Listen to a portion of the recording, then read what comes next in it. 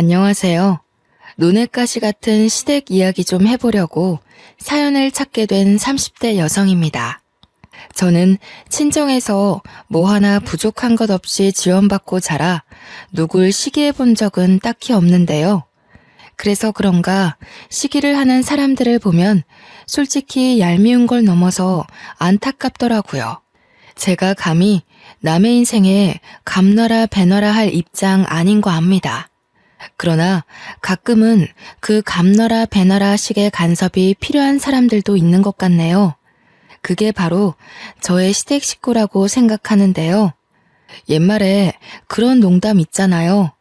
가만히 있으니까 가만히로 본다는 말이요.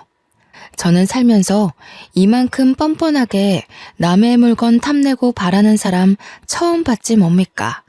어처구니 없고 초라한 근성을 가진 시댁 이야기를 지금부터 써내려 가볼까 합니다.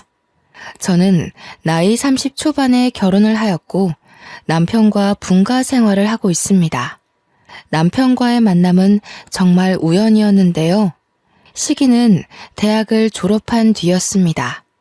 취업을 하기 전 먼저 취업을 한 친구와 길에서 우연히 만났는데 친구가 마침 직장 회식을 2차로 옮기던 중이었거든요. 회식 분위기가 얼마나 자유로운지 다짜고짜 저더러 같이 2차 회식 가자고 하는 거 아니겠습니까? 말고를 떠나서 제가 왜 남의 직장 회식을 따라가겠어요? 말도 안 되는 소리라서 거절을 했더니 주위에서도 술 한잔 한 탓인지 저보고 같이 가자고 부추기는 겁니다. 얼떨결에 따라가게 된 그 회식 자리에서 저는 남편을 처음 만나게 되었어요. 남편은 뒤늦게 합석했는데 제 친구보다 1년차 선배라고 하더군요. 선배라고 하더라도 그냥 일반 회사원과 같은 위치였어요. 회식 자리에서 술을 한 잔도 안 한 사람은 저와 남편밖에 없었습니다. 당연히 저와 남편은 2차에 합석했으니까요. 그런데 남편 입장에서는 제가 누군지 궁금했나 봅니다. 그럴 만도 하겠죠. 주구장창 얼굴 보던 동료 직원이 아닌 생판 남이 남의 회식 자리에 떡하니 앉아 있으니까요. 저와 남편은 마주보는 자리에 있었는데 저는 딱히 이 자리에 관심이 없었고 일면식 없기로는 남편뿐만 아니라 모두라서 저는 그 누구도 궁금하지 않았거든요. 남편은 아닌가 보더라고요. 계속 저를 훔쳐보는 게 느껴지긴 했는데 말을 걸 줄은 몰랐습니다. 당황스러웠겠네요. 불편하시면 먼저 일어나셔도 괜찮아요. 다들 기분 좋아서 너무 멋대로 행동했어요. 제가 대신 사과드릴게요. 남편은 제 친구와 직장 동료들의 무례를 듣고 저한테 대신 고개를 숙이는데 점잖아서 그런가 남편이 보여주는 관심이 나쁘지 않았습니다. 회식 자리에서 잠시 본 남편의 모습에선 어딘가 모르게 정직한 분위기가 있었거든요. 저와 남편의 인연은 그로부터 시작이었습니다. 남편이 그날 이후 제 친구한테 제 연락처를 물어봤더라고요. 남편한테서 먼저 연락 오기 전에 친구가 말해줬는데 좀 당황하긴 했지만 은근 남편의 연락을 기다렸어요. 그렇게 두 번째로 만나게 된 남편은 제 눈에 더 괜찮은 사람이었습니다. 특히 제 기준에서 인상이 깊었던 남편의 모습은 바로 남편의 취미 생활이었는데요. 남편이 출근 전 이른 새벽마다 푸깅이라는 취미 활동을 하고 있더라고요. 플로깅이란 조깅을 하면서 거리에 쓰레기를 줍는 일이에요. 별것 아닌 것 같지만 아무나 마음먹을 수 있는 일은 아니거든요. 그 취미로 인해 저는 남편이 어떤 사람인지 대강 예측이 되는 거 있죠. 남편의 올바른 도덕성과 태도에 활짝 열린 제 마음은 그때부터 아마 남편을 결혼 대상으로 보지 않았나 싶습니다. 남편과 결혼을 약속하게 되면서 저는 시댁 사정에 대해 구체적으로 듣게 되었는데요. 시부모님이 일찍 돌아가셔서 안 계신다고 하더라고요. 다들 결혼하기 전 걱정하는 것 하나씩 있잖아요. 바로 시모와 신우 문제가 덜어 있지 않습니까? 그런데 저는 애초에 시부모가 안 계셔서 허락받을 것도 없었다는 겁니다. 남편한테 나이 많은 신우가 하나 있는데 남편과 띠동갑 차이가 난다고 하더라고요. 남편이 막 대학에 들어가고 신우가 결혼을 했을 때 시부모가 돌아가셨다고 했습니다. 그래서 거의 신우가 남편 학교 등록금 대주면서 자취집도 구해주고 남편이 취업해서 안정될 때까지 지원을 해줬다고 했어요.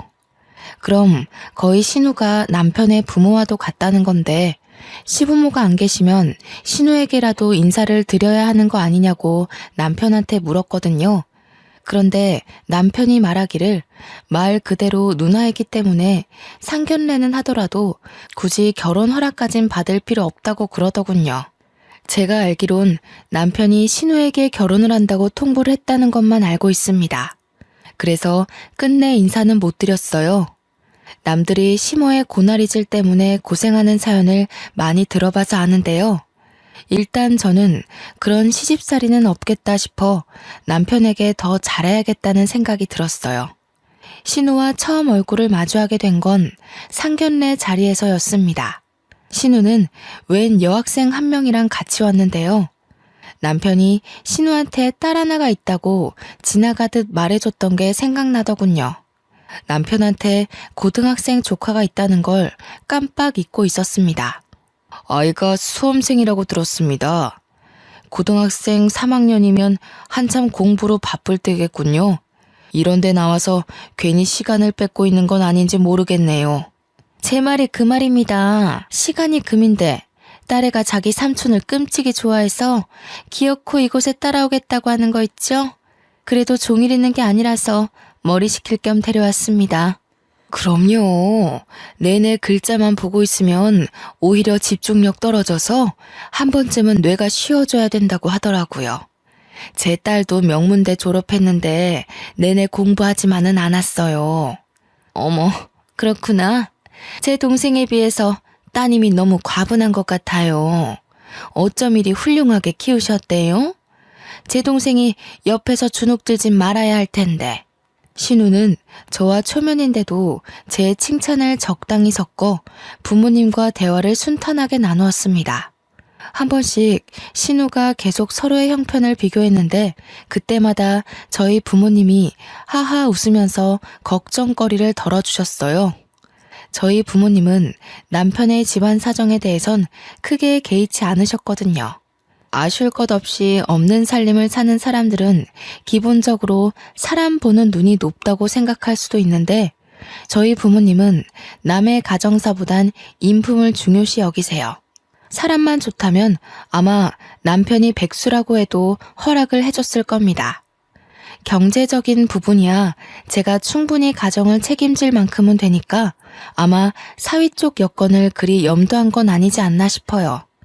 옛날부터 부모님이 사위 될 사람 고를 때 도박, 바람, 보증만 서는 사람이 아니라면 된다고 하셨거든요.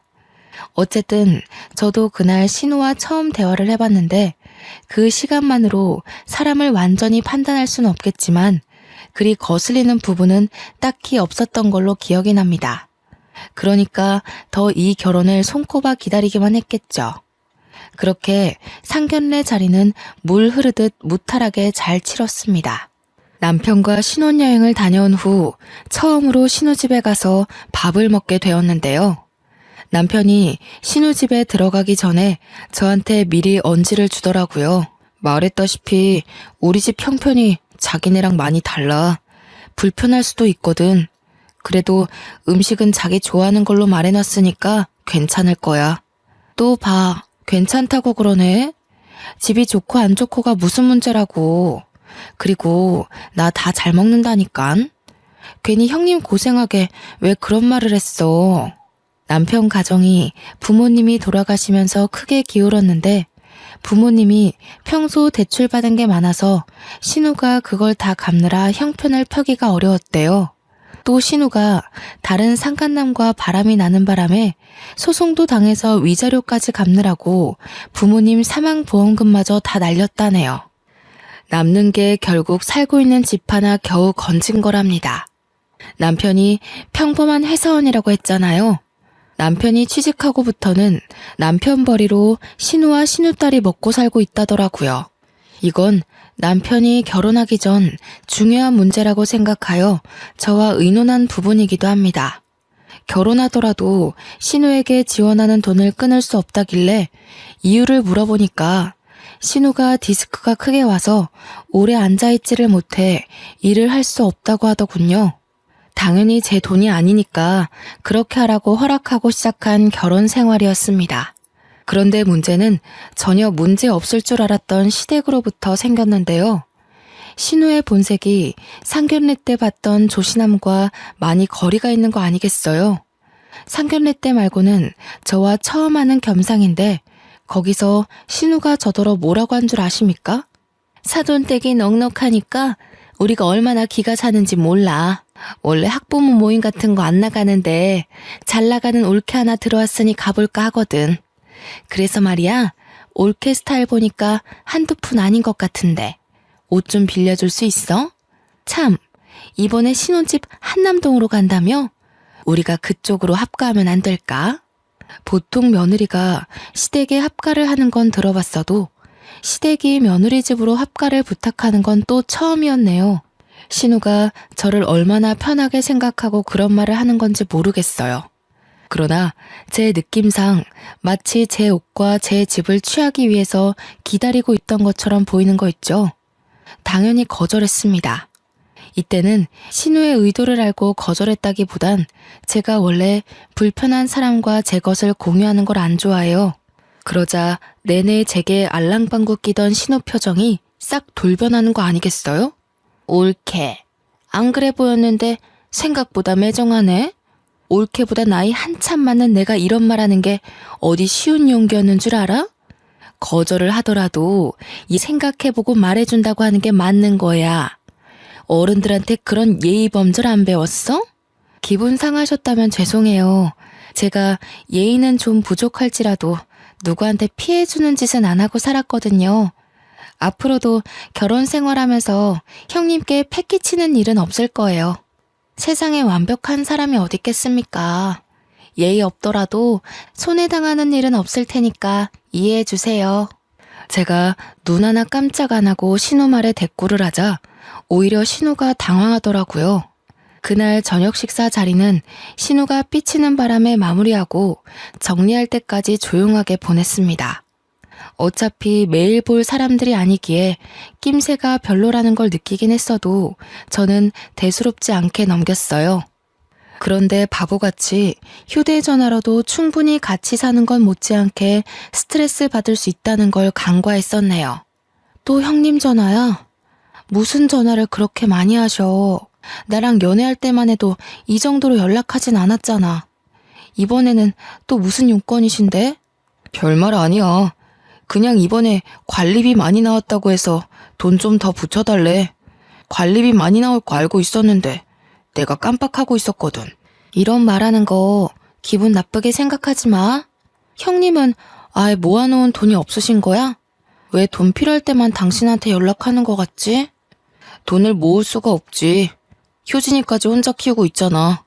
애한테 들어가는 돈 그거 무시 못해. 그렇잖아도 내가 주는 생활비가 모자란데 모을 만한 돈이 어디 있겠어. 듣자 하니 신우는 남편한테 생활비에다가 관리비까지 따로 받으면서 적금 하나 들어놓은 것이 없는 것 같더라고요. 남편이 월급의 반을 신우한테 주는 걸로 알고 있습니다. 아무리 어렵게 살고 있다고 하지만 신우랑 시조카 두 식구가 사는데 돈이 들면 얼마나 많이 든다는 거죠? 시조카가 학원이나 과외를 받는 것도 아니거든요. 신우가 어디 취미생활을 하고 있는 것도 아니었고요. 제 눈에만 신우의 모습이 흥청망청 엉망인 소비 습관으로 보이는 걸까요? 차마 남편한테는 누나이기 때문에 한심하다는 소리까진 안 했습니다. 신우 하나만 기가 막히게 행동하는 거면 나름 참겠습니다만 제 남편한테 돈 가지고 연락하는 사람이 신우뿐만이 아니라는 거예요. 어쩜 애미나 자식이나 쓸데없는 부분까지 똑같은 건지 시조카까지 남편한테 전화를 해서 용돈 달라고 합니다. 이거 사달라 저거 사달라 생일 선물, 수험생 선물 등등 요구하는 게 어찌 그리 많은지 모르겠어요. 한참 수능 공부해야 할 수험생이 놀기는 얼마나 또 노는지 아시나요? 요즘 애들이야말로 옛날 사람들과 다르게 학원에 과외에 정신없이 미래를 꿈꾸기 바쁜 걸로 알고 있는데 시조카는 대학 입시를 아예 손 놓은 아이처럼 마냥 한량하기만 합니다. 저번 주에 남편한테 10만 원이나 받아가 놓고선 이번에 또 8만 원을 빌려달라고 전화가 온 거 아니겠습니까? 10만 원이면 10만 원이지 8만 원은 또 뭔지. 남편이 한참 씻고 있을 때 전화가 왔길래 제가 대신 받았습니다. 외삼촌, 나 친구 생일이라서 선물 사줘야 되는데 돈이 부족해요. 8만 원만 있으면 될 것 같은데 계좌로 붙여줄 수 있죠? 효진아, 미안한데 저번 주에도 용돈 받아가지 않았니? 벌써 이번 달만 2번을 받아간 걸로 알고 있는데 네 외삼촌 요즘 돈 없어. 뭐야? 왜 숙모가 왜 받아요? 외삼촌은 항상 제가 달라고 하면 주는 사람이거든요. 삼촌부터 바꿔보세요. 제 말이 틀린가 안 틀린가. 삼촌 어디 갔어요? 없어요? 저 급한데? 없어. 그러니까 용돈 받고 싶으면 다음 달에 전화해. 그리고 앞으로는 한 달에 한 번씩만 용돈 받도록 하고. 공부하기 바쁜 고3이 무슨 돈이 그렇게 많이 필요해. 시조카 답변도 안 듣고 그대로 끊어버렸더니 누굴 닮아서 그렇게 건방진지 제 폰으로 욕 문자가 오는 거 아니겠습니까? 신경 끄라느니 내가 외숙모한테 돈 달라고 했냐느니 아주 겁대가리가 없는 꼬맹이였습니다. 어처구니가 없더라고요. 한참 어린 미성년자에게 선 넘는 욕을 듣자니 웃음밖에 안 나오는 거 있죠. 나중에 남편이 다시 시조카랑 통화하는 걸 몰래 들었는데요. 결국 남편이 8만 원 돈을 보내주는 것 같더라고요. 그러면서 저한테 오더니 은근슬쩍 시조카 일에 대해서 물어보는데 보아하니 시조카가 저에 대해 한 소리 한 게 분명한 눈치였습니다. 당신 아까 효진이한테서 온 연락 받았다며? 혹시 효진이한테 용돈으로 잔소리했어? 효진이가 당신한테 많이 마음 상한 것 같던데. 용돈 가지고 잔소리만 했겠어? 다음 달까지 연락하지 말라고 되지. 대체 당신한테 얼마를 뜯어가는 거야? 옆에서 지켜보는데 애가 너무 버르장머리 없는 것 같아서 어른으로서 경고해준 것 뿐이야. 왜 그랬어? 한참 수능 때문에 예민한 애인데. 돈 좀 쓰면 뭐 어때서? 고등학생이면 사고 싶은 것도 많고 한참 돈 쓸 나이잖아. 애한테 너무 박하게 했다. 웬만한 대학생들도 걔처럼 흥청망청 안 써. 그리고 걔가 어딜 봐서 애야? 19살에 개념 똑바로 박힌 애들은 다 제 처지에 맞게 살아. 당신이 착하게 굴면서 애 어리광 다 받아주니까 애가 당신을 지갑으로 보는 거잖아. 뭐? 무슨 말을 그런 식으로 해. 그건 우리 식구 모욕하는 거잖아. 당신은 돈 아쉬워본 적 없으니까 그런 마음 편한 소리 하는 거지. 효진이 정도면 요즘 애들 사이에서 양반이야. 효진이는 명품 하나 안 걸치고 다닌다고. 남편이 시댁에게 생활비를 주는 게 아니라 그냥 돈이 뜯기는 것 같아서 답답한 마음에 한 소리 한 거였는데 이대로 부부싸움이 날 것 같더라고요. 우리 문제도 아니고 신우 문제로 입씨름하는 게 싫었습니다. 그래서 그냥 제가 미안하다고 하고 넘겼죠. 우리 집은 남편 말대로 남편 형편과 상반되게 좀 잘 사는 집이었는데요. 저도 엄마 아빠가 공동으로 운영하는 가구회사에서 정식 직원으로 일하고 있어요. 저희 가구회사가 1등 브랜드는 아니었지만 그래도 차차 자리매김해가고 있는 회사입니다. 이번에 신입사원 지원율이 작년 대비 3.5배 상승했을 만큼 성장한 회사예요. 남편은 그런 저의 집안 배경에 한 번도 열등감을 보인 적은 없었는데요. 신우 문제만 언급이 되면 꼭 제 집안 배경까지 세트로 끄집어내 얘기를 하는 거 아닙니까? 그렇다는 말은 남편도 우리 친정 재력을 은근히 신경 쓰고 있다는 거겠죠. 그럴 때면 혹시라도 제가 남편의 아픈 부분을 건드렸나 싶어서 했던 말을 되뇌어 보곤 합니다. 남편은 돈 쓰는데 해픈 사람이 아니에요. 유독 신우에게 주는 돈만 지갑에 구멍이라도 난 것처럼 줄줄 빠져나가니 걱정이었죠. 그나마 신우가 제게 따로 돈을 부탁하는 것이 아니라서 제가 남편 말에 수긍하고 한 발 물러나주는 거였어요. 또 신우와 마주하는 게 아니니까 참을 수 있는 거기도 했고요. 그러나 그마저도 제 인내가 얼마 못 가게 만든 일이 하나 있었는데요. 신우가 자처하여 우리 집에 방문함으로써 식사를 같이 하게 된 날이었습니다.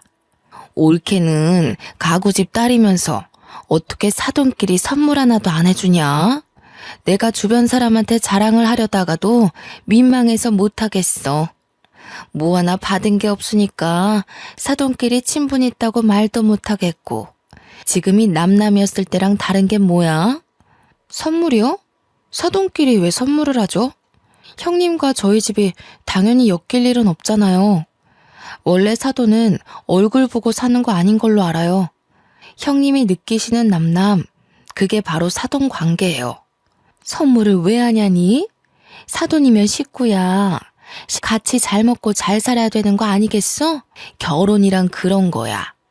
집안과 집안이 하나가 되는 거. 글쎄요. 그렇게 생각하는 형님한테서 정작 저희 집은 받은 게 없네요. 친정 부모님도 딱히 사돈 안부 안 물으시는 것 보면 보통 사돈끼린 남남이 맞는 것 같은데. 어머나, 말 서운하게 하는 것 좀 봐. 우리는 워낙 없는 살림이니까 그렇지. 원래 있는 사람이 없는 집에 보태줘서 수준 맞춰주고 그런 거야. 처음 들어보네요. 이쪽에서 없는 쪽에 지원해주는 건 후원 아닌가요? 형님 불우가정이에요? 후견인이 필요해서 이런 부탁하시는 건가요? 뭐라고? 옳게. 지금 뭐라 그랬어? 불우가정? 거지라는 거야? 사람이 어쩜 이렇게 눈치가 없고 말귀를 못 알아먹어.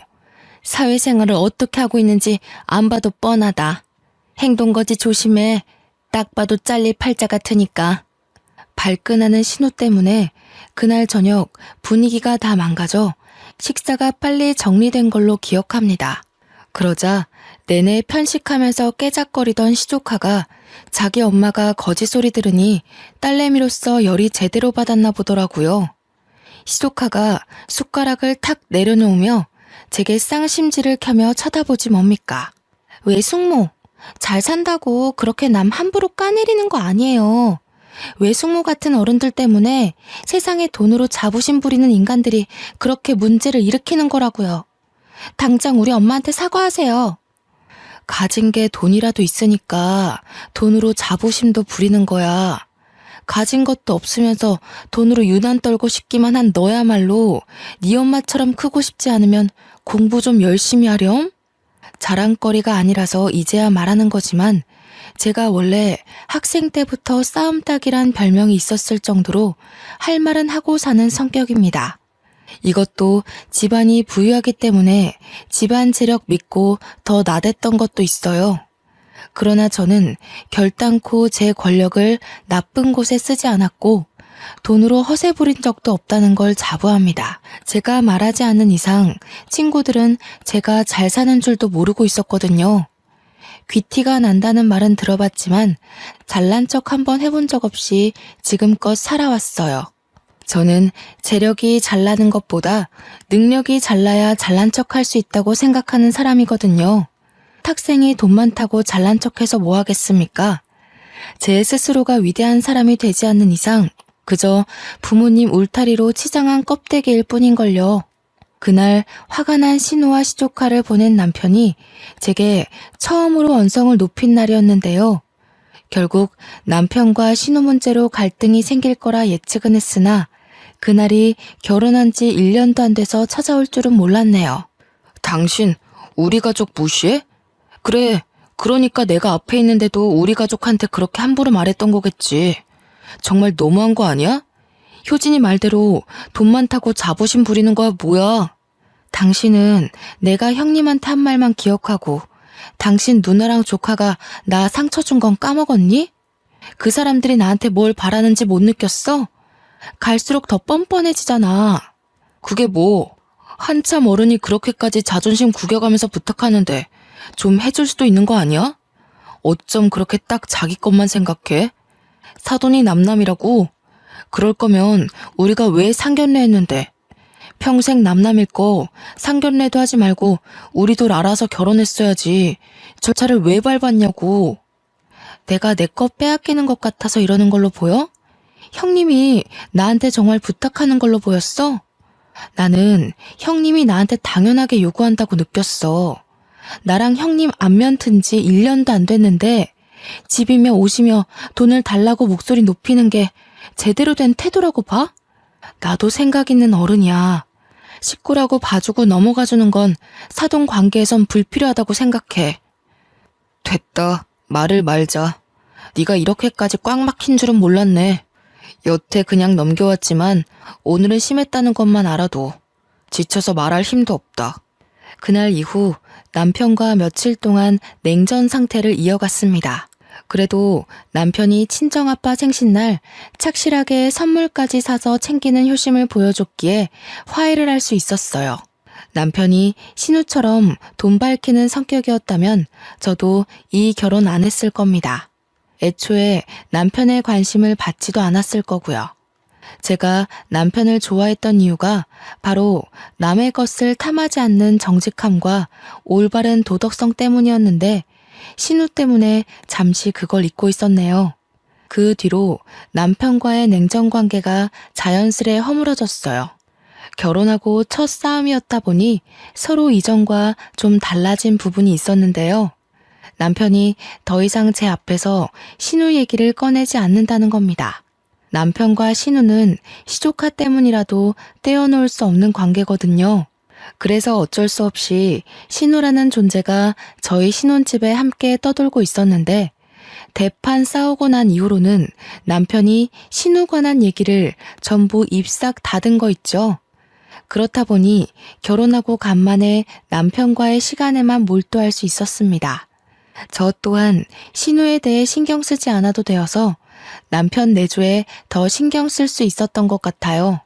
진정한 신혼부부 분위기를 낼 수 있겠다고 은근 기대까지 하고 있었는데 아쉽게도 이 고요한 관계 또한 그리 길게 가지 못했습니다.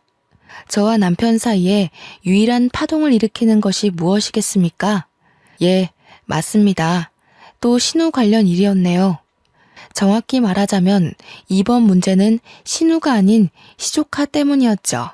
남편이랑만 소통하며 지내길래 남편이 없다면 굳이 시조카를 만날 일이 없다고 생각했는데요. 한날 시조카가 말도 없이 제 집을 찾아온 거 아니겠어요. 심지어 친구를 데려왔더라고요. 집에 남편은 당연히 없었고 저는 쉬는 날이라서 간만에 늦잠을 자고 있던 중이었습니다. 제가 잠기가 예민한 것도 아닌데 방문을 열어놓고 있던 터라 시조카 떠드는 소리를 모를 수가 없었어요. 전쟁 난 것처럼 시끄러워서 나가봤더니 시조카가 친구랑 같이 드레스룸에서 떠들고 있더군요. 대박! 반지 봐봐. 너무 잘 어울리지? 나 나중에 남자친구 생기면 이렇게 생긴 반지 맞추는 게 소원인데. 이거 다이아인가? 너무 예쁘다. 너 이렇게 예쁜 보석이 많은데 왜 한 번도 안 하고 왔어? 학교에 보석 들고 갔다가 잃어버릴 일 있어? 이거 다 우리 엄마가 젊을 때 하던 건데 나한테 물려준 거야. 그거 아마 다이아일걸?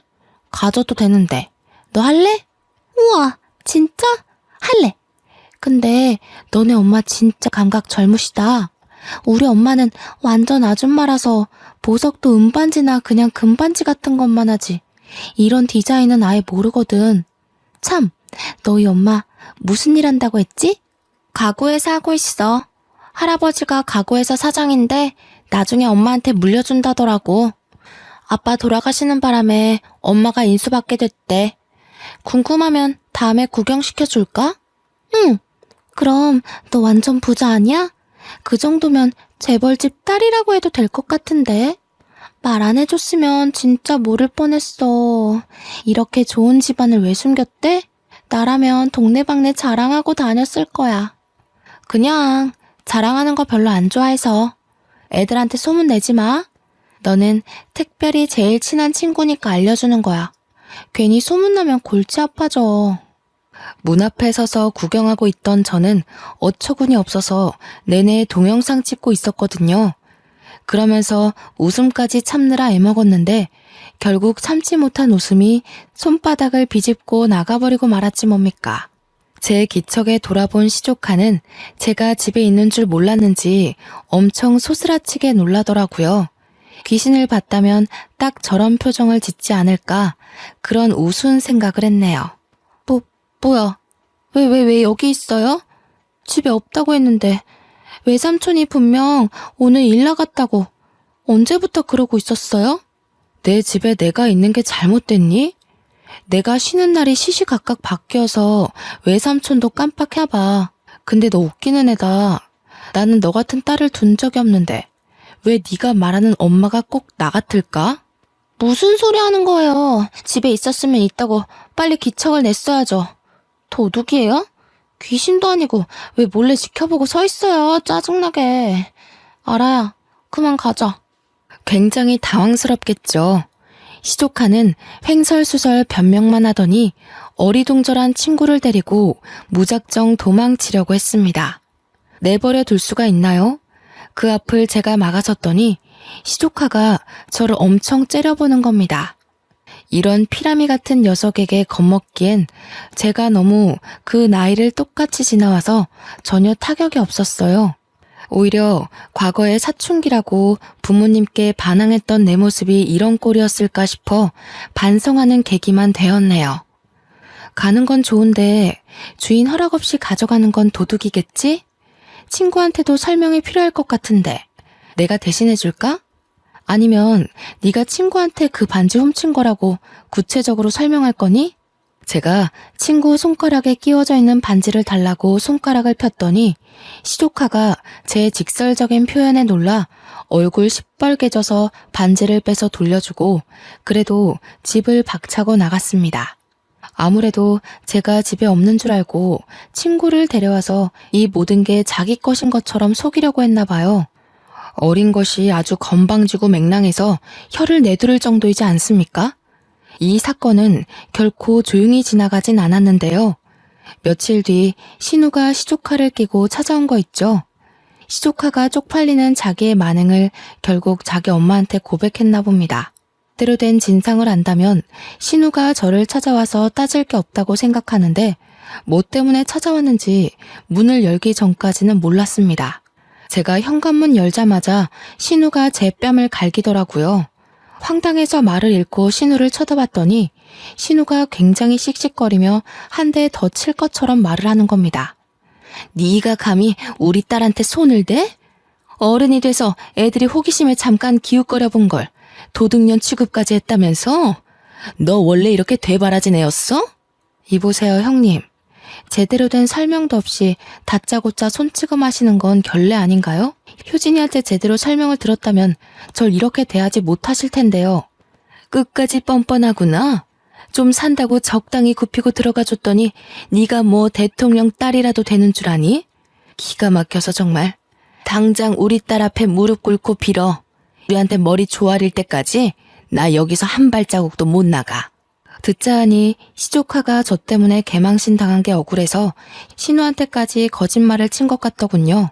저를 완전 악당으로 만들어서 고자질 했더라고요. 맞지도 않은 뺨까지 맞았다고 거짓말하면서요. 남편은 어떻게 이런 환경 속에서 살아왔던 걸까요? 사람은 끼리끼리라던데 혹시 남편도 속셈을 숨기고 있는 건 아닌가 의심까지 드는 거 아니겠습니까? 신우의 억측이 너무 강해서 말로는 안 통할 것 같기에 저는 폰으로 찍어뒀던 지난 영상을 신우 코앞으로 들이밀었습니다. 솔직히 제가 보여준 영상만 봐도 시조카가 거짓말을 했다는 건 충분히 알 수 있는 증거였어요. 그러나 신우는 그걸 보고 잠깐만 당황하는 것 같더니 곧 제 폰을 빼앗아 바닥에 내팽겨치는 거 아니겠어요? 그러고는 신경질 내면서 발로 제 폰을 짓밟기 시작하는 거 있죠. 그 사이 시조카는 이미 제가 찍은 영상을 보고 충격 먹은 상태더라고요. 신우를 등에 업고 뻔뻔하게 고개 치켜들 땐 언제고 뒤늦게 입 닫고 조용히 있는 중이었습니다. 제가 이렇게 될 줄 모르고 그 재밌는 영상을 형님 앞에 들이밀었겠어요? 복사본이 따로 있어요. 지금 당장 저한테 사과하지 않으면 구라쟁이 딸내미 학교에서 쥐 죽은 듯 지내게 만들 수도 있어요. 딸 앞길 막는 엄마 되실 거예요? 건방진년, 네가 그렇게 잘났어? 우리한테 뭘 해주거나 그런 잘난 척을 해. 이래서 집에 사람을 잘 들여야 된다고 하는 거야. 네가 뭔데 우리 집안 체면을 자꾸 구겨놔? 그래서 또 때리시려고요? 저한테 저 영상 말고 효진이 실체에 대한 증거 영상이 얼마나 더 있을 줄 알고요? 뭐든 상관없으면 치세요. 그럼 이제 진짜 형님에 대한 예의는 오늘로써 끝입니다. 신우는 정말로 한 대 더 치려고 올리고 있던 손을 부들부들 떨기만 할 뿐 실행에 옮기지는 못하고 있었습니다. 그걸 결국 시조카가 붙잡으면서 말리더군요. 엄마 그만해. 내 인생 망하면 엄마 다시는 안 볼 거야? 외숙모가 들고 있는 영상 퍼지면 나 진짜 왕따 당한다고. 그냥 집에 가자. 빨리. 시조카는 저를 째려보는 눈빛에 원망을 가득 담고 있었는데요. 그러면서도 정작 아무것도 하지 못한 채 신우만 데리고 사라졌습니다. 지금 생각해보면 저도 그때 한 대 때려줄 걸 그러지 못한 게 많이 아쉽더라고요. 뭐 다음을 기약하고 언젠가 꼭 후려쳐야겠다고 다짐하고 돌아섰네요. 이 사실을 퇴근하고 온 남편더러 알라고 신우가 박살냈던 휴대폰 그대로 신발장에 놔뒀습니다. 그러자 퇴근하고 온 남편이 휴대폰 뭐냐고 묻더라고요. 저는 기다렸다는 듯 사실을 모조리 말해주었죠. 그래서 그 어린애로 협박을 했다는 거야? 누나가 당신한테 손찌검을 한 건 잘못했지만 그거 나름대로 이해되는 행동 아니야? 자기 자식이 숙모란 사람한테 맞았는데 가만히 있는 엄마가 어딨겠어. 당신은 대체 이게 뭔 자랑이라고 당당하게 말해? 내가 지금 자랑하는 걸로 보여? 당신 조카가 도둑질했는데 그걸 감싸주는 애미에 대해서 잘잘못을 따지는 거잖아. 요점이 뭔지 모르겠어? 팔은 안으로 굽는다 그거야? 어떻게 효진이 말은 믿으면서 한 입을 덮고 사는 아내 말은 믿어볼 생각조차 안 해. 당신이 융통성 없었던 것도 맞아. 효진이를 꼭 그렇게 친구 앞에서 망신 줄 필요는 없었잖아. 아직 미성년자인데 나중에 얼마나 트라우마로 남겠어. 얼마든지 상처받지 않게 나무랄 수 있었어. 잘못해서 따끔하게 가르쳐준 걸 당신은 망신 줬다고 생각하는구나. 얼마든지 상처받지 않게 혼낼 수 있었다고? 당신은 형님이랑 효진이에 대해서 아무것도 몰라. 그 사람들이 당신 없는 집에서 나를 얼마나 짓궂게 괴롭히는지 모르니까 하는 소리지. 지금 이게 삐칠 상황이야? 대체 어른답지 못하게 왜 그래? 나 더 이상 당신한테 실망하고 싶지 않아. 그만 누나한테 전화해서 사과하자. 실망한 건 나야. 나는 그래도 당신이 정직하고 도덕적인 사람이라 생각했는데 그런 것도 핏줄 앞에선 아무짝에 소용없는 거였네. 좀 정 떨어진다. 어떡할래? 난 당장이라도 이혼하고 싶은데 이렇게 못 살아. 뭐라고?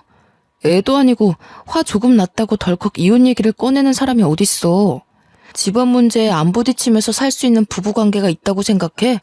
철없는 소리 말고 당신이 먼저 숙이고 들어가면 다 해결될 일이야.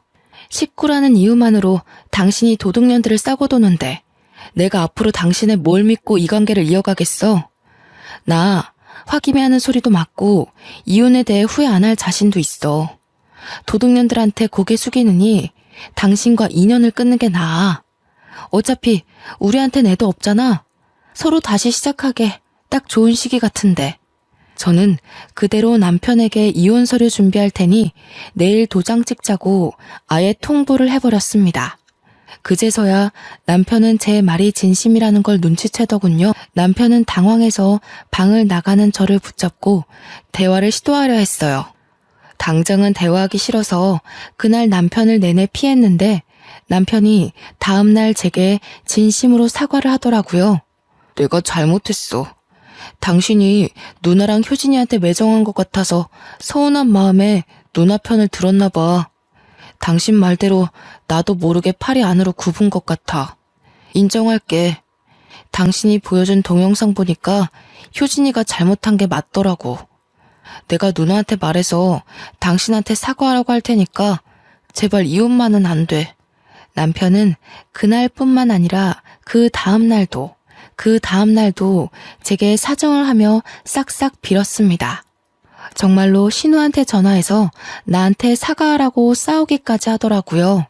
다시 연애 때처럼 제가 좋아했던 남편의 모습으로 돌아오자 이혼 생각이 또 접히는 거 아니겠습니까? 아무래도 제가 아직 남편과 신혼이었고 남편을 좋아하는 마음이 남아있었기에 남편의 약한 모습에 흔들린 게 아닌가 싶습니다. 그래서 저는 이혼을 보류하는 대신 남편한테 조건을 제안했습니다. 첫째, 신우랑 시조카가 우리 집에 막무가내로 찾아오지 못하게 할 것. 둘째, 신우에게 생활비는 주되 시조카에게는 용돈 끊을 것. 셋째, 나에 대해서 신우랑 시조카에게 잘하라는 기대를 하지 말 것. 제가 바라는 건 정말 이게 다였습니다. 이 조건이 마음에 안 든다면 이혼을 하면 되는 거라고 간결하게 얘기를 해줬더니 남편은 지장까지 찍는 성의를 보이며 이행하겠다고 약속을 했어요. 남편이 저와 이혼하게 되면 가구에 대한 재산 분할만 가능할 뿐 타고 다니는 차와 집은 전혀 가질 수 없거든요. 만약 저희가 이혼을 해서 이 집에서 나가게 되면 남편은 신우랑 같이 살아야 하는데 남편도 그건 싫었나 봅니다. 아무래도 결혼하기 전 같이 살면서 신우랑 시조카한테 시달린 게 좀 있는 것 같았어요. 남편의 반성 때문에 현재까지도 이혼 보류 중에 있는데요. 신혼 2년을 넘긴 현재 아직은 남편이 제 조건대로 잘 행하고 있습니다. 가끔씩 제게 신우와 시조카가 돈 때문에 아쉬운 소리로 문자가 오는데 그걸 남편한테 보여주면 남편이 알아서 신우와 시조카에게 한 소리 짓거려 주더군요. 저희는 지금 명절이 있어도 친정만 방문하지 굳이 시댁을 가질 않아요. 남편이 먼저 시댁에 어른이 있는 것도 아니고 거기까지는 갈 필요 없을 것 같다며 차라리 시부모 묘지에 가자고 했거든요. 그래서 신우랑 시조카 못 본 지는 좀 됐습니다. 애초에 저와 남편의 관계는 이렇게 평온한 분위기였는데 간만에 느끼는 안정감 덕분에 요즘은 이렇다 할 스트레스가 없네요. 그래도 결혼 5년차 정도까지는 계속 지켜볼 생각입니다. 때문에 아이를 만들자는 남편의 제안을 미루고 있어요. 아이를 빌미로 남편이 변심을 하면 어쩝니까? 그래도 한 5년 이상은 지켜봐야 앞으로 이 사람이 어떤 태도를 유지해 갈지 예측할 수 있잖아요. 시모가 없고 신우만 있다고 하더라도 스트레스가 딱히 절반이 되는 건 아닌 듯 싶네요. 시댁 식구 중 누구 하나라도 내 골치를 아프게 하는 존재가 있다면 하루 종일 그 사람의 굴레에서 못 벗어나는 기분이에요. 제 귀중한 하루가 고작 그런 사람 때문에 망가지고 또 뭉그러지는 게 너무 아깝지 않습니까? 왜 며느리에게 시댁은 대부분 이런 존재밖에 안 되는 걸까요? 아들, 딸 구분 없는 요즘 세상에 제발 며느리 하대하는 문화 좀 빨리 사라졌으면 좋겠네요. 대한민국 며느리들 모두 시댁의 어줍잖은 구박에 무너지지 맙시다. 시댁 식구 이겨먹는다고 목숨 하나 잃는 거 아니잖아요. 싸움 딸기 되라는 게 아닙니다. 굴하지 않아도 될 상황에서 시댁 식구 좋으라고 숙이는 행동은 하지 말자는 거죠.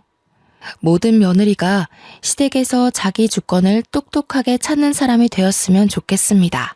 다들 파이팅 하세요. 엽기적인 저의 시댁 이야기 감상해 주셔서 감사합니다.